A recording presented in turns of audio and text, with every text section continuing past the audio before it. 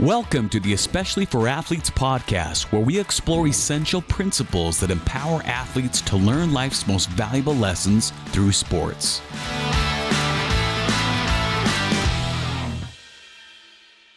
Hi, everybody. Welcome to the Especially for Athletes podcast. I'm Dustin Smith. I'm here with Shad Martin, and our guest today is Cody Hagen. Cody, welcome. Welcome to the podcast, buddy. Yeah, thanks for having me on, guys. Cody's been a kid that I think since probably the first time I met him, I thought, man, this we got to keep in touch with this kid. He's going places. And that was several years ago when Cody was in high school. Cody went to Corner Canyon High School in Draper, Utah. He had an unbelievably successful high school career, winning state championships and voted first team All-State, as well as the Gatorade Player of the Year. Mr. Football, was an All-American. Kind of did everything he could do. The second all-time leading receiver in Utah high school history, and now is playing wide receiver at BYU. So, Cody, congratulations on the season. Tell us what you've been up to since the season got done there at BYU, and tell us a little bit about the rehab from your injury. Yeah, thank you. Yeah, it was a great season. We were excited. Obviously, we came up short from where we want to be. So this off season, we're definitely going to be putting in a little extra work. Right now, we're just in winter workouts. Then we'll get into spring ball and kind of more football oriented. But right now, just lifts and runs. And yeah, I tore my labrum last year. So I was playing through that a little bit last year. But now it's feeling strong and healthy. And just each and every day, little by little, getting some extra work in for that. But it's been a great off season. Been some new coaches joining the staff. How's that been? Yeah, it's been great. We've had only a few team meetings right now so far. Mostly we're just with the strength staff, but they're great. Every coach that we've picked up, roles that have been filled by coaches stepping up, we're really excited about the team we have.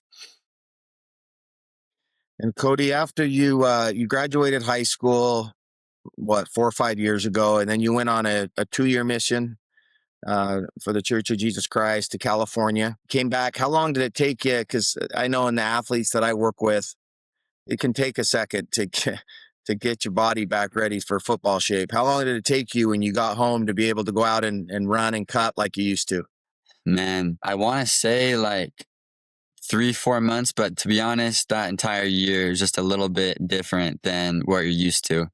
By the second year, though, a full off season, a full summer with the strength staff, that's when I really probably felt more like myself. So I'd say 3 months, I felt like I could play, but maybe not back to what I was completely. Yeah. Shad, I bet it. Yeah, I bet it was the same for you when you came back from your mission as well. Shad and I both played ball in college, and I thought that it was, 5-6 months. It ended up being at least a year before I was really. Is that how it was for you too, Shad? Yeah, it felt like I pulled every muscle in my body at one point. It just coming back. I wish I would have. In fact, maybe you could give some advice, Cody, because we have a lot that will follow the same path that you have. And you probably had more resources and advice given to you than Dustin and I had. But I thought staying in shape on my mission was running. I would wake up and I would jog every morning, to make sure that I stayed in shape. And now that I know more, I wish I could go back to my 19-year-old self and be like, hey, dude, find a hill and sprint up it every single day and do your leaps and your bounding and all these other things instead of going for a jog. I treated my mission like I was coming back to run cross country instead of play a quick twitch sport. You could never stay completely in shape because of your schedule as a missionary, but I'm real curious what BYU and others tell athletes like yourself to do to stay in shape as much as possible. Yeah, I mean, I think you hit it on the head. Definitely sprinting, getting all those fast twitch fibers. There's just different muscle groups you hit when you sprint. So definitely sprinting at least, 3-4 times a week.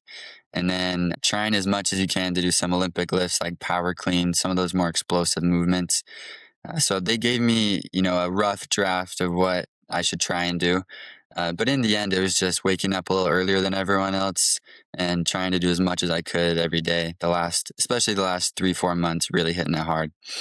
Yeah. So can you tell us what that looked like? What pattern did you fall into? Did you go to a field somewhere and sprint, or did you tell us what that looked like? Yeah. So the last probably 3.5, 4 months of my mission, I would jog to a field. My companion would drive behind me. It was probably 2 miles away because he didn't want to jog. And then once we got to the field, I put my cleats on, do kind of a workout they'd send me for the day or the week. Lots of sprints, single leg hops, trying to get some of those muscles going again. I jogged back.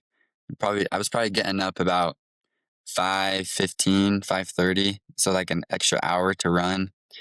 I'd get back. We had some weights, luckily, some Olympic weights, and whatever the workout was, power clean, hang clean, try and get some squats in, lunges, and then everyone knows the upper body workouts, but really just trying to get those legs active. Yeah. Yeah. Awesome. Yeah. Dustin, that's what I had big problems with is I came home and, playing baseball, you hit a ball and your mind takes over. I'm sure football is very similar, but it's not like I'm going to ease myself out of the box, right? And No. a ground ball is hit and you're sprinting to it. You're not easing yourself to it. And if you haven't used those muscles in 2 years, it just felt like, man, I was having pains in my hips and in my calves and in my knees. And ultimately my knees is where I ended up with some problems. But so that's super valuable, Cody. Thanks for sharing that. And great question, Yeah, of course. Dustin. That's valuable to talk about. Cody, tell us about when you were in high school, and probably should have given you this question beforehand, so you could have thought about it for a second. But do you remember the first time that I knew your dad and your older brother, so maybe you were already aware of, especially for athletes. I mean, you came to some of my quarterback and wide receiver camps. You got sick at one of them, I remember. I remember But that. do you remember the first time, especially for athletes, came to your school, you heard the message? Is there anything from the program or the message, the phrases, anything that you remember jumping out at you? And what was that? I'm just curious, your first interaction with it. Yeah, I think the first time you came, I was still in middle school.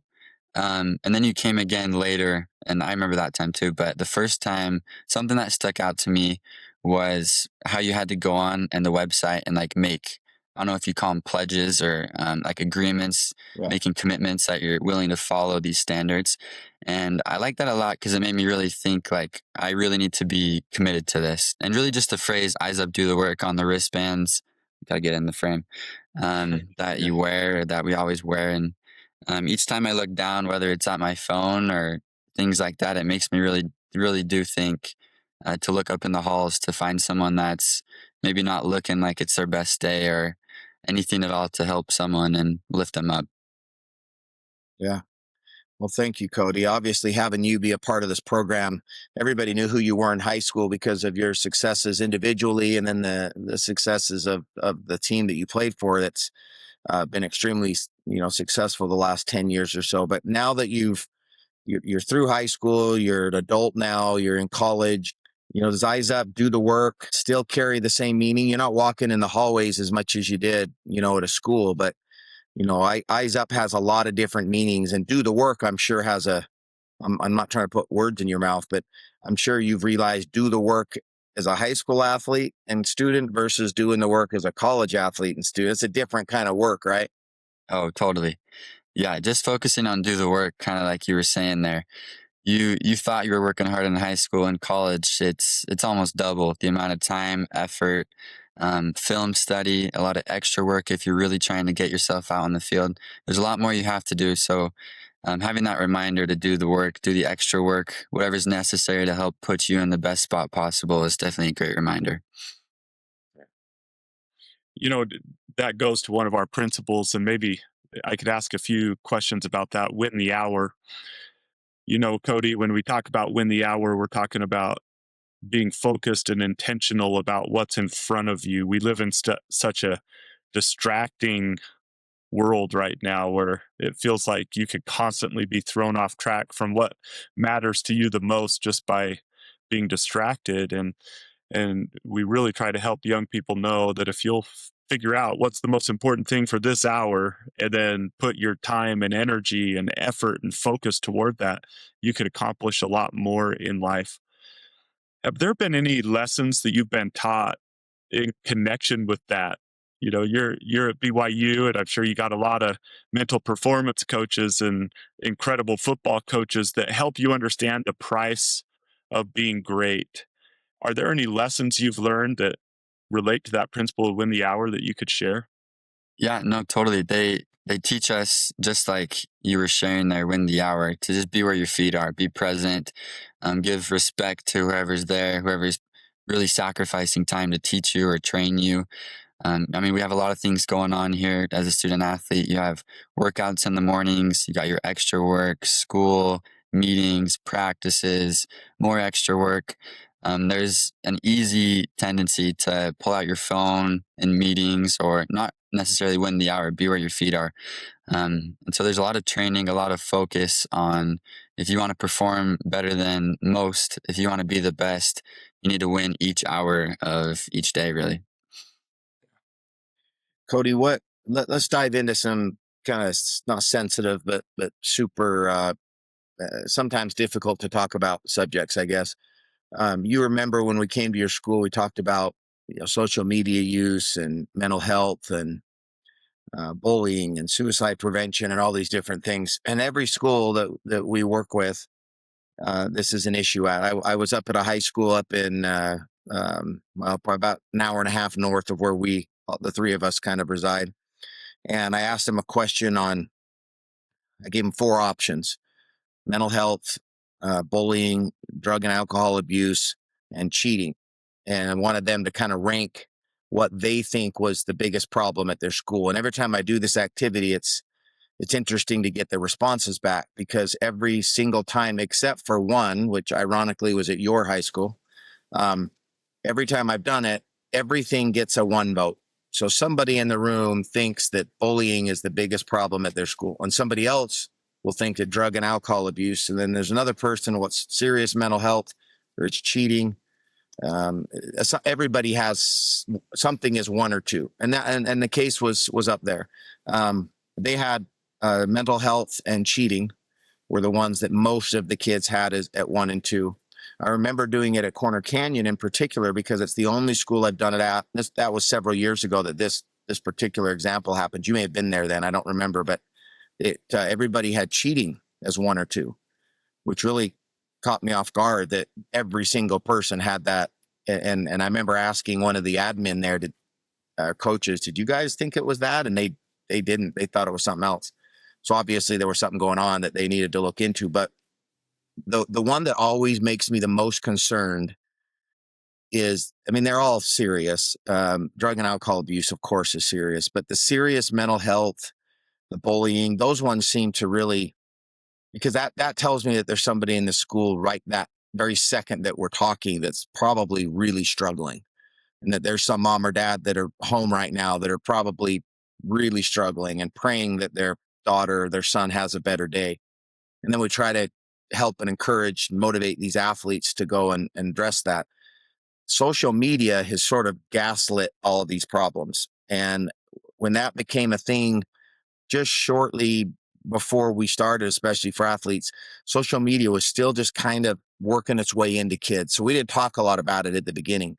It really wasn't in the hands of kids like it is now. In fact, some of these social media apps didn't even exist back then when we started this program.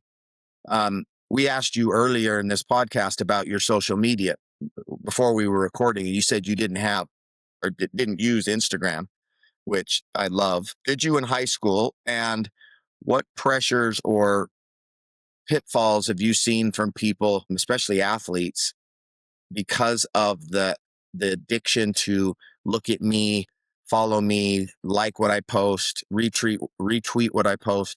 What's social media to you in your world been, and why aren't you on it?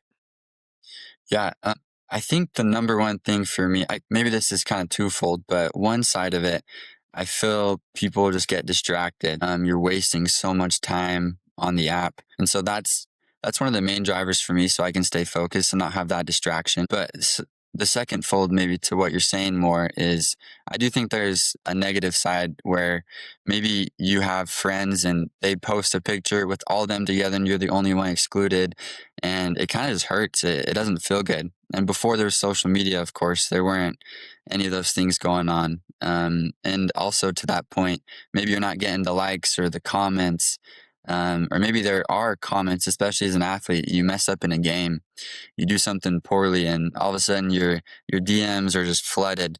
I'm sure I have 100 requested DMs right now of "you suck," "why'd you drop that," etc. So there's a negative side, even if you think you're really mentally strong.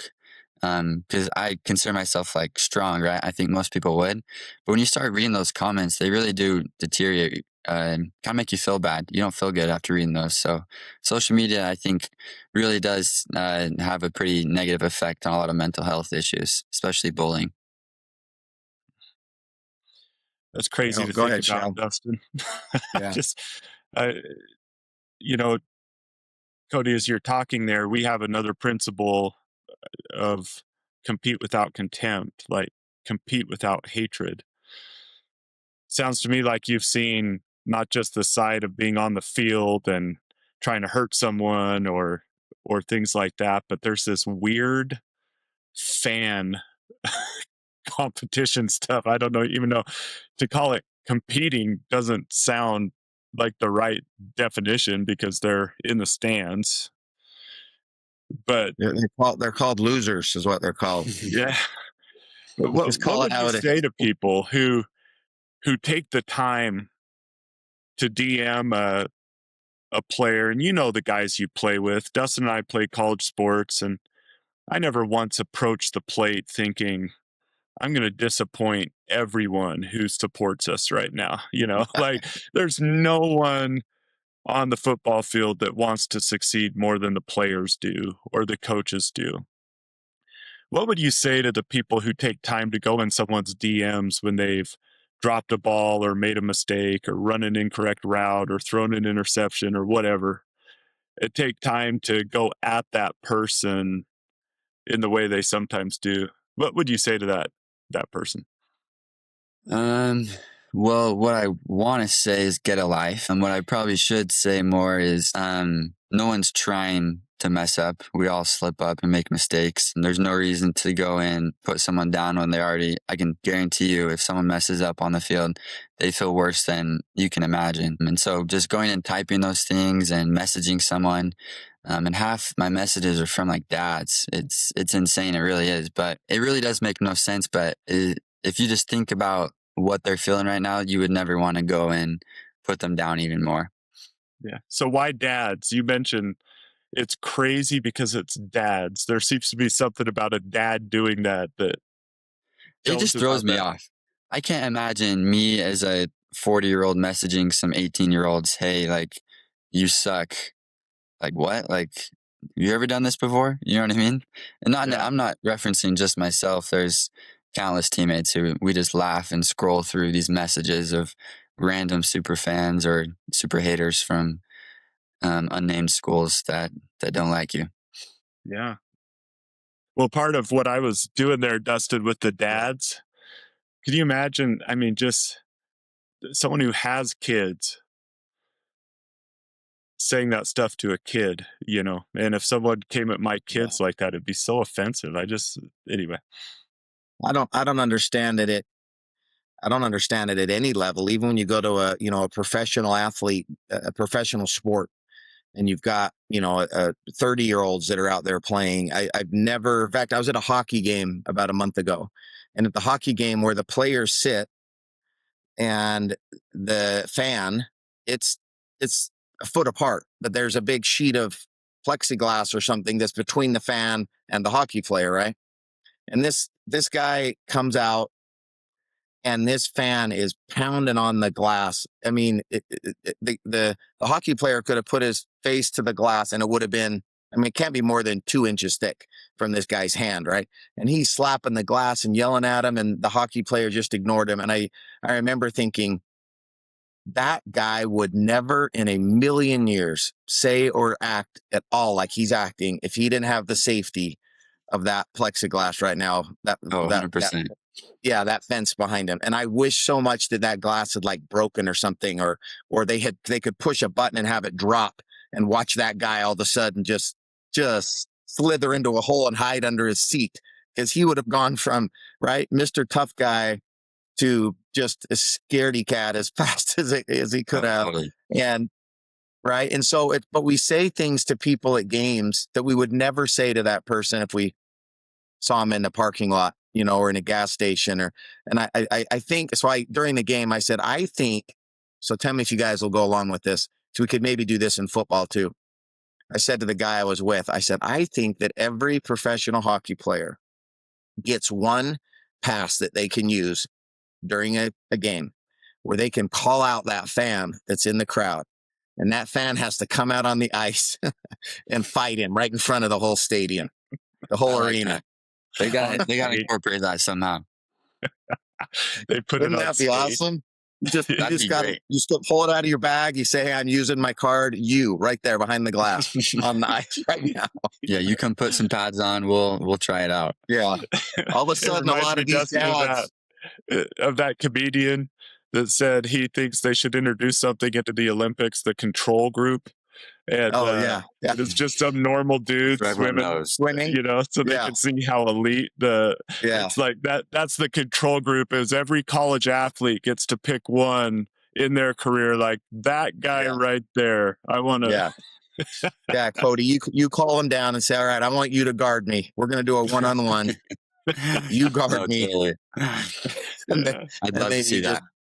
Fly right by them. Well, they do. They get out of control, and it's becoming more and more a problem. And kids are growing up seeing parents and making these connections to, well, as long as you're at a sporting event, then you can act like a moron and say and do whatever you want. At a sporting event, it's okay. Now, outside of that, the kid is told by the same dad probably to respect adults and be kind and don't talk back, right, and obey the law and do all these things. But for whatever reason, you go to a sporting event and you can do and say, whatever you want. And so, Cody, so let's speak to this, because the latest study I saw, I need to find a more recent one. This was a couple years old, but it said that 30% of Division I athletes were struggling from some sort of mental health issue that they probably should be getting help for. So I don't know if it says serious mental health, but a mental health to the degree that counseling or some help might be needed, but only 10% were actually getting help. I know you have services there that are provided to the athletes at BYU, but speak to the mental health stuff, both in high school, as an athlete, because sometimes people think that a good looking, strong, confident, charismatic kid like you can't ever be struggling with any sort of, mental health issues. And then what do you guys do as athletes, at Division I level to treat that? Yeah. To your point, there's always something going on with everyone you see, no matter who it is, someone and everyone is fighting something. And that's why I love kind of this principle. When I see eyes up, I think of literally eyes up, looking for those who are struggling. But in all reality, everyone's probably going through something. Especially in college, it's a lot more. High school, I feel like, was a little more team. You're kind of circled with each other. College, it seems you're a little more 1v1, you're competing, and there's not so much lovey-dovey vibes. So there's definitely probably a little bit more in college, but we have a lot of great resources. We have a guy named Braden Brown who you can go to no matter what. If you're feeling sad or upset, there's a lot of mental health things that go on, and he's great at helping us get back on track. And because you really can't compete as well as you're made to do with something on your mind, blocking you from memorizing the plays or performing the way you need to perform. How often does Braden or do the coaches or somebody there talk with you guys about taking advantage of that resource? I I can't speak for other universities, but I do feel like BYU is pretty good at it. I feel Braden is always messaging us. He's always available for us. And they bring it up pretty often that he's the guy to go to. And there's other people that are available to help us out too, coaches if we have any problems, parents, of course. But there's some great resources here that can help. You've probably seen some teammates struggling, Cody, which I think makes the conversation we had that led up to that question, Dustin, even more important. You know, must be hard to see someone who you know is going through a difficult time because you've had your eyes up and you're trying to do the work to help them, and then they make a mistake on the field or something like that, and all of a sudden everyone's heaping upon them. I just think that connecting those two, you know, you've seen, Cody, obviously you would never talk about specifics, but what's it like when you see someone on your own team that you could tell something's off and they're not feeling good emotionally or mentally or going through a really difficult time? The reason why I ask that is we try to help our athletes when we do presentations to understand that sometimes those people you have your eyes up looking for are not outside of your team, they're on your team, right? And you're spending hours and hours and hours with them. What's that like when you see a teammate struggling, and how have you personally approach those situations? Because sometimes it's kind of, what do I do here? I don't want to go up. And I think that prevents a lot of people from helping out their teammates who might be having a hard time. How have you got over that and reached out and tried to help a teammate? Yeah, no, exactly to what you're saying, that point. It's almost when you're with someone for so long, or a really good friend, sometimes it's harder to ask how you're doing, or is there something on your mind? What can I help with? Especially in the football world when everyone's trying to be mentally tough, or really in any sport, right? You're trying to out physical, outwit everyone. Something I love about our university is Coach Kalani preaches love. He preaches, circling each other. We're all brothers. And so when someone makes a mistake on our team, you rarely see people chirping at them. It's always lifting each other up, helping each other out. So in general, I feel our coaching staff, Coach Kalani in specific, is really good at helping us understand that we're all brothers. We need to lift each other up, that sort of thing. 1v1 aspect, I feel you can always tell when you're with someone this many hours a day during the week. You can tell when something's off. So something as simple as going and sitting next to them and talking to them. Oftentimes they kind of tell you on their own what's going on in their heads. But just sitting and being a good friend, I'd say. Awesome. And that's what's so great about sports. And we've brought this up before, but that you inherently, and then it's even more so if you have a coach that preaches it and that tries to live it, is you get this brotherhood or this, almost a family like feeling. So it is easier to open up and talk to somebody, or maybe even bring it up when a person just casually asks you how you're doing. You're more comfortable to say, well, I'm actually not doing great. But most of the world doesn't belong to a team like that, right? Most of the kids at BYU, they don't have a group of guys they're with 2 or 3 hours a day working out and getting together. And and that's unfortunate, because this kind of leads me to what I wanted to ask you about next, Cody. Was you've seen it on a team, Shad and I have both seen it. When you get in a locker room, you don't care what color somebody is, or what political affiliation they follow, or religion they are. Nobody cares. You just play ball together, and if that guy was struggling, he could be a different ethnicity, a different religion, from a different state or a different country, and you care about him just the same, right? So how has that been at BYU, and how do we? Well, let me rephrase that. It's kind of a hard question, Cody. You also lived in another state. You live in a state now in Utah, and you go to a school in BYU that's fairly Caucasian and Christian. And, that's for sure the dominant color and religion. But it's not in a lot of other areas around the world, and here where you served your mission, where I served mine, it wasn't. Shad, where you lived, out on the East Coast. So how do we treat people better? Because as you know, in the current landscape we live in America, there's all sorts of hate going on right now, right? People disliking each other for every possible reason to not like someone. Um, Again, this is a kind of a deep question here, Cody, but if you were talking to a 15-year-old, how would you talk to them about the importance of seeing everybody as people and as just a human, and not this or that, these tribes that we put everybody in? Do you have any thoughts on that? No, I think it's really is a pretty serious problem, especially in today's politics driven, race driven minds. I feel like everyone has. But I feel the general point that I'd have, or kind of tip maybe, is just see each other as everyone's children of God. I guess bringing religion into it is just the way my brain thinks right now. But Sure. we're all God's children. It doesn't matter our race, our opinions, politics. It seems like everything in today's world is meant to divide us, but if we just focus on who we are, who we truly are, who we were before we were here, who we're going to be, we're all brothers and sisters, and we all are working towards the same goal, and helping each other out, no matter who they are. If they're annoying to you, maybe in class or whatever it may be, just kind of focusing on that helps me reset and know, okay, like they're trying their best to be a great kid. They're trying to be funny or whatever it is. Just helping each other out in whatever way you can.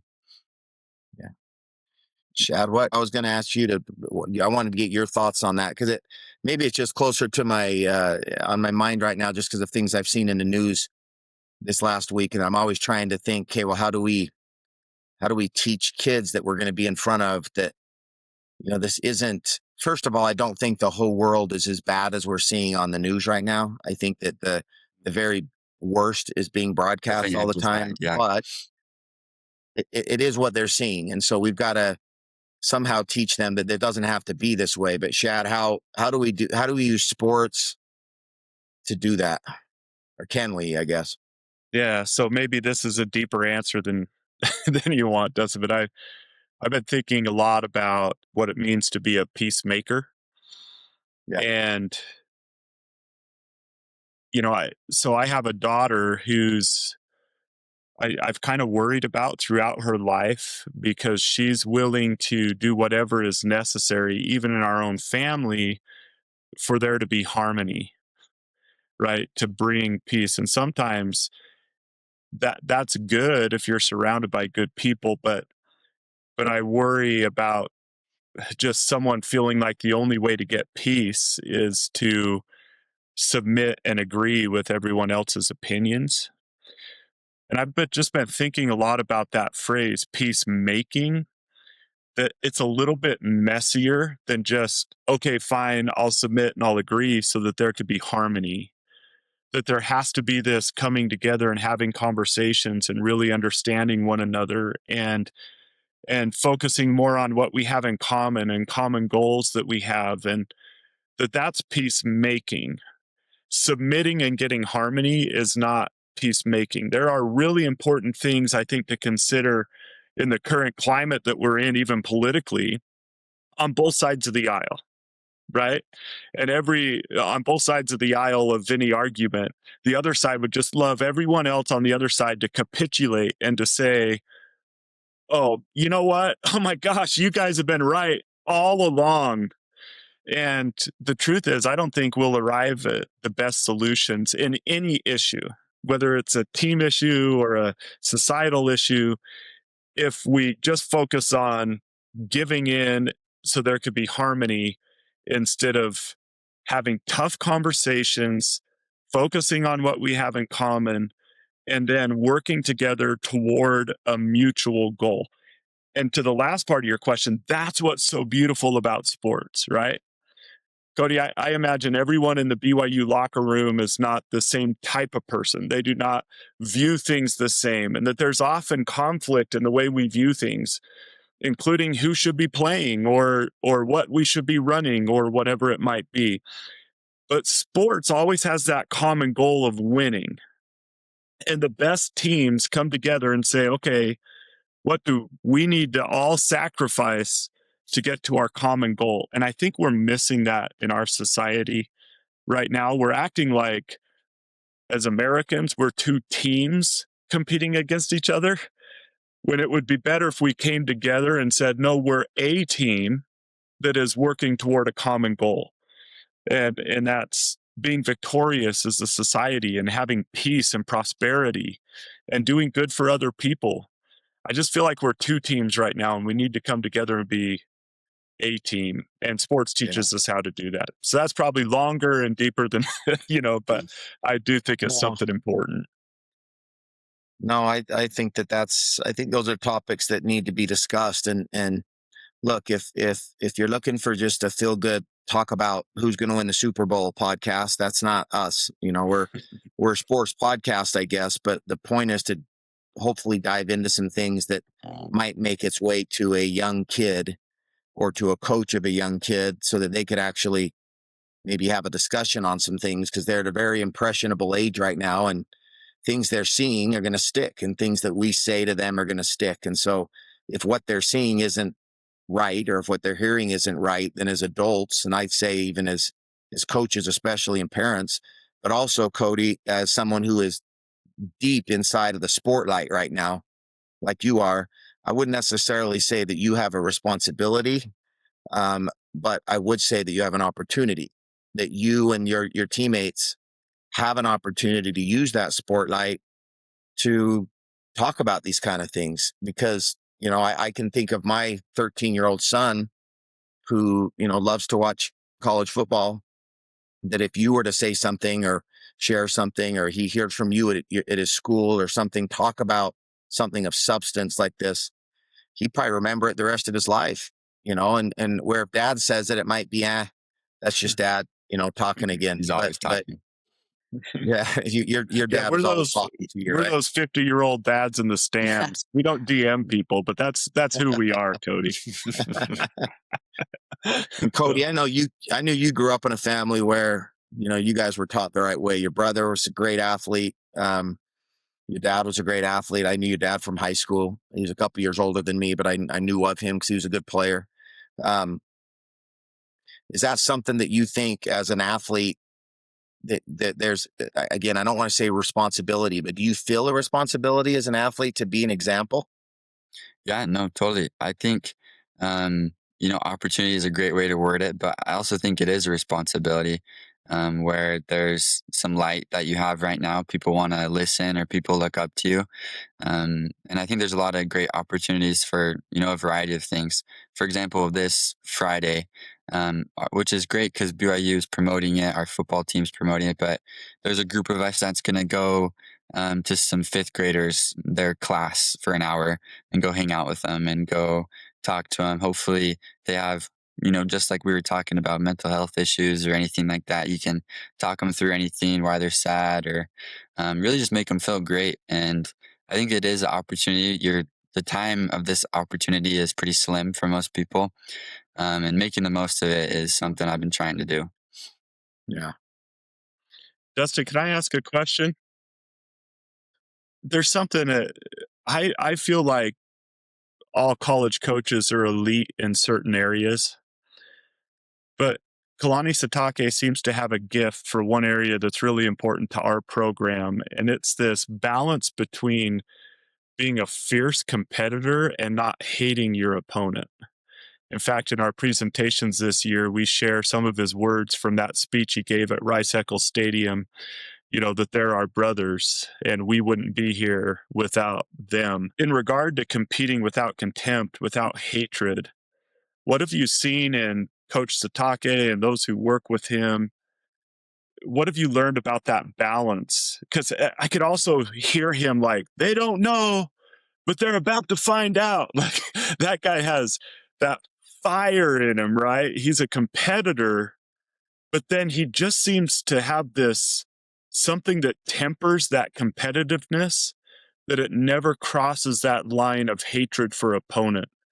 Would you speak about how he creates that culture on your team and maybe some things behind the scenes that he does daily to create that within you all? Yeah. Yeah. I mean, don't get me wrong. He's fierce. Coach Connie is fierce and he's a competitor and he wants to win.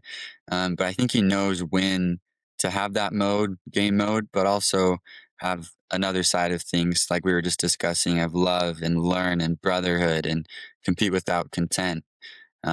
He's a great example for all of us and a great leader. And especially after games, maybe a game that you didn't play as well or a game that you lost, he's always coming up and talking to seriously one by one with each of us. All the coaches are telling us that, we gave it our all. And something he always focuses on and tells us after a loss is don't let anybody know that you lost, like your family. Don't treat your family different. Don't spend the rest of your day sulking, or your girlfriend or your wife, they shouldn't know. If they didn't watch the game, they shouldn't know if you win or lose, is something he tries to talk to us about. Having that, you know, being able to be great, being with your family after a loss, not dragging it out on them is something he talks a lot about too. I like that. That's really good. You know what, though? I could help Kalani in that. Just don't play Texas Tech. Yeah, let's not talk about that. then you guys never have to worry about ever going home sad to your girlfriends and wives, man. Stop playing those guys. No, I think that we've never really talked about that, Shad, but Cody just brought up a point that when we say compete without contempt, we on purpose say compete first, because we don't want to undervalue the importance of competition. It's not just be a good sport. Like the principle could be sportsmanship. We could talk about what sportsmanship is and shake somebody's hand and help them up if you knock them down. And I always tell football players, I don't care if you do any of that. You don't have to help a guy up if you knock him down. He can get up himself. It's a violent game. You go back and be with your teammates. If you want to help him up, great, but you're not a bad sport if you just laid a guy out on a tackle and you don't help him up and pat him on the butt and ask him if he's okay. It's easy to see from the crowd, but when you're out there in a football game, there's a lot of juice going through you and you just lit a guy up. You're going to go celebrate with your teammates. Now that's different from standing over a guy, right, and flexing on him, or saying something dirty online to him, or about him or something like that. Or, anyway, there's a difference in competing. And I think, and sometimes being very competitive gets looked at as, well, they're not a very good sport because they want to win so badly. And no, that's fine. We need that. But you said something really important that I think falls into compete without contempt. And that is, so we say contempt, which means, hatred or animosity towards something or somebody. When you lose, you shouldn't have hatred or animosity towards the loss, Shad. So if you have hatred or animosity towards the loss, you feel sorry for yourself because you lost, you then go and pour that out on other people because you're sad, you're mopey, you're upset, which I do all the time after losses. I bring it home and and then it affects the way I am around my kids or my wife or something. So part of competing without contempt might mean that, look, when you lose, you've got to figure out how to leave it in the locker room when you walk out to some degree, or leave it in the car. But once you go to walk into your house, you've got to leave it there, because you now have to go and be a brother, a friend, or a husband, or wife, or whatever it is. And that's interesting. I liked what you said there. And by the way, just so we talk about Kalani and BYU a lot, but I've known Morgan Scally for longer than I've known Kalani. In fact, Morgan and I were texting back and forth last week, shortly after he got the job, and I was telling him how excited he's a super passionate guy, just like Kalani, and they're like really tight. But he's the same kind of guy that he'll rip your face off and throw it at you. But in one setting, but then in the other setting, that guy is as nice and as humble and talk about a dude who wants to do good for people. The University of Utah's head coach, Morgan Scally, and then BYU's coach, Kalani, those two dudes are as good as they come. And Cody, you've known both of them growing up. I'm sure you met Morgan when Utah was recruiting you. You had a head coach in high school who's now a head college coach. So you've been around good coaches your whole life. maybe this will be my last question, Shad, if you have one to finish. But Cody, talk to me about the importance of coaches in your life and listening and following counsel of coaches. Yeah. I mean, I really do think sports teach you so many lessons that without sports, I wouldn't have learned on my own. I think competing without content, just like you guys were saying, there's no hatred. But coaches in specific, especially Coach Kerr in high school, he was kind of the first coach to really rip me. And in the moment, it never feels good. But when you realize they're doing it just out of love, they know your potential, they know what you can be, especially when a good coach like Coach Kerr, Coach Kalani, Scally, when they can come up to you after and, talk to you, tell you how much they love you, ask you about school, talk to you about your life, your brothers, family, whatever it is. Having a really good coach in your corner, especially when things go south, and they can lift you up and help remind you of your potential, is definitely very, very important. And I don't think I'd be the man I am today without great influences, like those coaches and even my dad. My coach, all growing up, definitely would rip me every game, right? But would also come up to me after and tell me how great of a job I did, or how much he loves me and is excited to see me ball out. That's Thank awesome. you. That's good. That's awesome. Cody, I had one question related to your season this year because I thought it was really cool.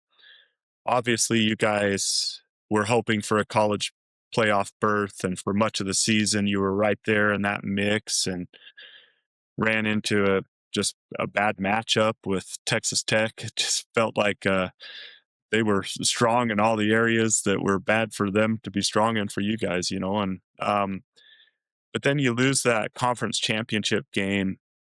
You have to watch, hoping by some miracle you make the playoff, and you don't. That must have been just that turn of events, hoping to win the conference championship game, or at least perform well enough to make the college football playoff. And then that doesn't happen. And now you as a team have to turn around and play a really good Georgia Tech team that you kind of would rather have been somewhere else, but this was the reality that you were facing.